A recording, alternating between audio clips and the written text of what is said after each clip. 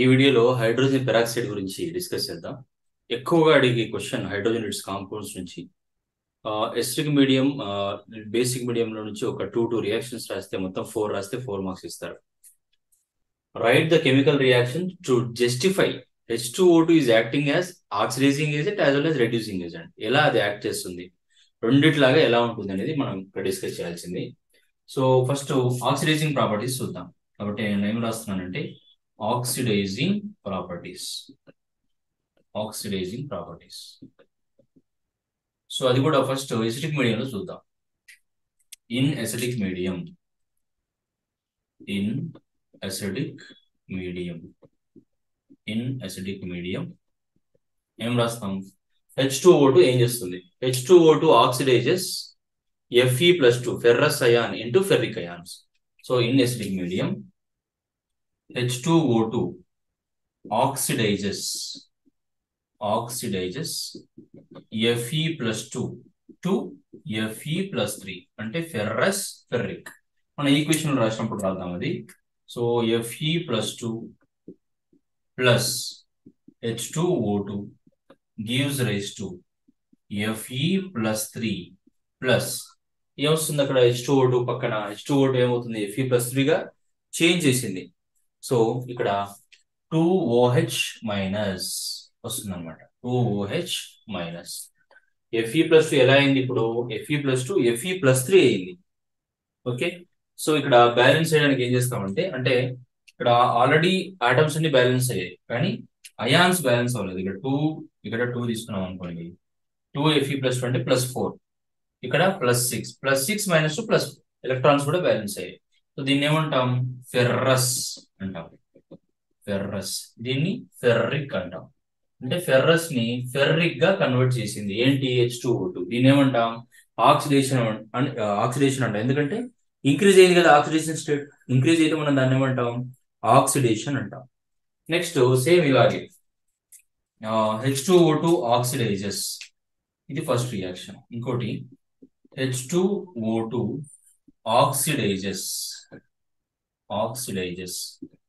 Mn+2 to Mn+4 మ్యాంగనస్ మ్యాంగనిక్. అంటే తక్కువ ఉంటే అస్ అంటాం, ఎక్కువ ఉంటే ఇక్ అంటాం. సో ఏం రాస్తాం ఇప్పుడు? Mn+2 plus H2O2 gives rise to Mn+4 plus 2OH minus. ఇక్కడ అన్ని బ్యాలెన్స్ అయిపోయాయి చూడండి, ఎలక్ట్రాన్స్ తో సహా. మనం ఏం చేయక్కర్లేదు, ఎందుకంటే ఇక్కడ +2, ఇక్కడ +4, +4 ఇక్కడ -2, +2 కదా. So no need to balance anything. ఇదేంటి? మ్యాంగనస్. ఇది మ్యాంగనస్ అంటాం. దీన్ని మ్యాంగనిక్ అంటాం. ఎక్కువ ఉంటే ఇక్ అంటాం, మ్యాంగనిక్. సో ఇవి ఆక్సిడైజింగ్ ప్రాపర్టీస్. అలాగే ఇప్పుడు మనం రెడ్యూసింగ్ ప్రాపర్టీస్ కూడా డిస్కస్ చేద్దాం. ఇంకో 2 రెడ్యూసింగ్ ప్రాపర్టీస్ డిస్కస్ చేస్తే ఎగ్జాక్ట్ గా మనకు 4 మార్క్స్ వచ్చేస్తాయి అన్నమాట. సేమ్ రెడ్యూసింగ్ ప్రాపర్టీస్ లో కూడా ఇన్ ఎసిడిక్ మీడియం, ఇక్కడ ఏం తీసుకుంటున్నాం అంటే హైపోక్లోరస్ యాసిడ్ తీసుకుంటాం. HOCl, మనం ఏం రాస్తాం ఇక్కడ? H2O2 oxidises HOCl to Cl2. Hypochlorous acid నుంచి HCl, హైడ్రోక్లోరిక్ యాసిడ్ అని రాస్తాం. HOCl to HCl acidic medium. So HOCl plus H2O2 gives rise to ఏమొస్తుంది? HCl రావాలి మనకి, HCl. Okay, plus H2O plus oxygen. Okay, ఇదేంటి? Reduction in acidic medium. HOCl అంటే ఏమని చెప్పాను నేను? Hypochlorous acid. ఒకసారి బ్యాలెన్సింగ్ చూసుకోండి కరెక్ట్ ఉందా లేదా అని. హైపోక్లోరస్ యాసిడ్ సరిపోయింది కదా బ్యాలెన్స్. ఇది హైడ్రోక్లోరిక్ యాసిడ్. ఇది ఒక రియాక్షన్ అయిపోయింది, ఫస్ట్ వన్. నెక్స్ట్ అయోడిన్ ని అయోడైడ్ గా చేంజ్ చేస్తుంది.